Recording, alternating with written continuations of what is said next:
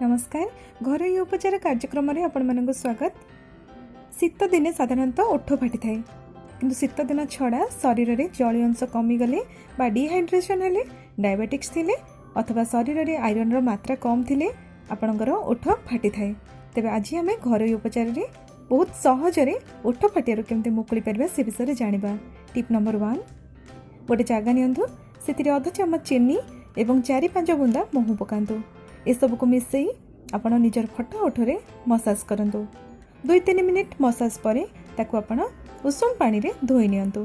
एहीपरि दिन को थरे करबा द्वारा आपणकर ओठ केबे भी फाटिबो नाही। टिप नंबर 2 क्षीरर मलई बा सर को ओठरे लगांतु। 15 मिनिट पर नख उषुम पानी रे धोई नियंतु। एही प्रक्रिया को दिन रे थरे करंतु। एहा द्वारा ओठ सब बेले सतेज रहिबो एवं नरम रहिबो।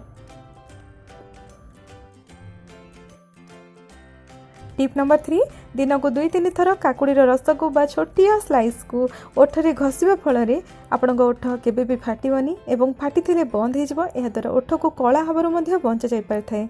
शेष कहि दिन को 7-8 ग्लास पानी पीबे एवं निजर त्वचार जत्न नियंतु। एहीपरि भल भल एवं हेल्पफुल वीडियोस देखिबा पई आपण माने एही चैनल घरोई उपचार को सब्सक्राइब कर नियंतु। वीडियो भल लगे वीडियो को लाइक करने भूलंतुनी। समस्त सहित शेयर करी अन्य मानकु सिखांतु एवं निजर केयर नियंतु। धन्यवाद।